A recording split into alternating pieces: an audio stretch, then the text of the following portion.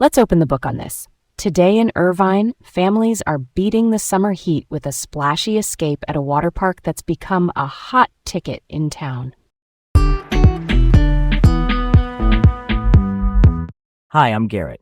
And I'm Leah. Welcome to Laid Back Local, the news of the day with Leah and Garrett, reporting live from Irvine. All right, let's set the stage for this one.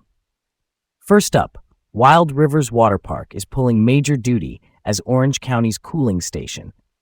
With temperatures climbing into the 80s, families packed into the park at the Great Park here in Irvine. Quick refresher, the Great Park is the city's big recreation hub by the old Marine base, and Wild Rivers, the water park that reopened in 2022 after a long break, has turned into a nostalgia trip for a lot of locals. The lineup includes rides like Pelican Plunge and the Bora Bora Boomerango. That's the big raft slide that sends you up a wall, then swoops you back down. They're doing a Christmas in July event in late July. Think holiday music, photos with Santa, and themed activities. Basically a midsummer holiday mashup to keep the vibes festive while you stay cool. That's so wild. Christmas in July is the kind of playful break we need when it's sticky outside. I love that it turns a heat wave into a reason to get together. And honestly, community spaces like Wild Rivers matter. When families have a spot to relax, splash, and let the kids burn energy, it just makes the week feel lighter. Quick tip from experience: sunscreen and water breaks. Basic but clutch in the sun. Okay, let's move on. Next up, a tougher note for our tech and gaming community. Obsidian Entertainment, the Irvine video game studio known for role-playing games or RPGs like Fallout New Vegas and The Outer Worlds, is laying off 52 employees. This is part of Microsoft's restructuring across its Xbox division, which totals about 1,600 cuts. For context, Microsoft bought Obsidian in 2018. The studio's not closing here in Irvine, but these positions are being eliminated with an effective date in early September. The company cited a hardware crisis, soaring costs for the physical components that power consoles, which puts pressure on budgets and timelines. There's also a formal WARN notice filed. That's a federal worker adjustment and retraining notification that requires advance notice for larger layoffs. It's a blow locally, and it reflects the headwinds the whole industry is dealing with as Xbox competes with Sony and Nintendo. Yeah, that hits different when it's right here in town.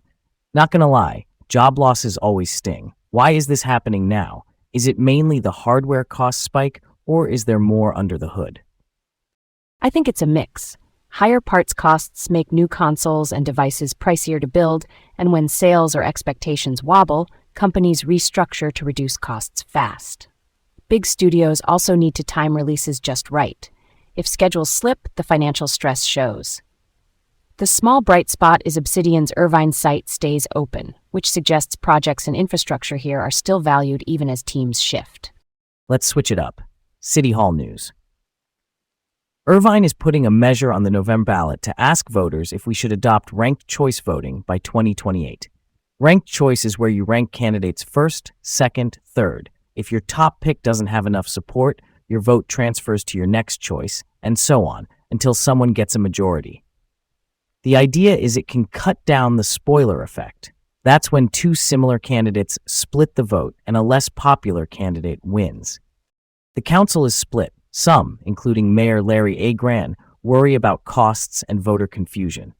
Supporters on the council, like Betty Martinez-Franco and Melina Liu, argue it could reduce negative campaigning and make outcomes feel more representative. Other California charter cities use ranked choice. A charter city is a city that governs itself by its own charter, like a mini constitution. But Orange County hasn't used it before, and there's no state-certified system here yet, so cost remains a question mark. This one really resonates with me. Anything that might cool the temperature on campaigns and encourage more civil conversations, I'm listening. It could help voters feel like their full preferences count. But the unknown cost is a big deal.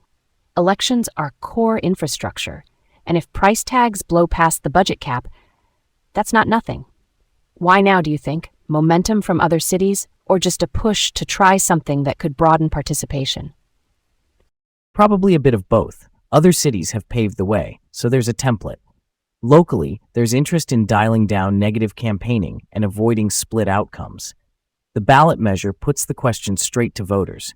If it passes, we've got a runway to 2028 to sort tech, training, and the budget. Yeah, that checks out.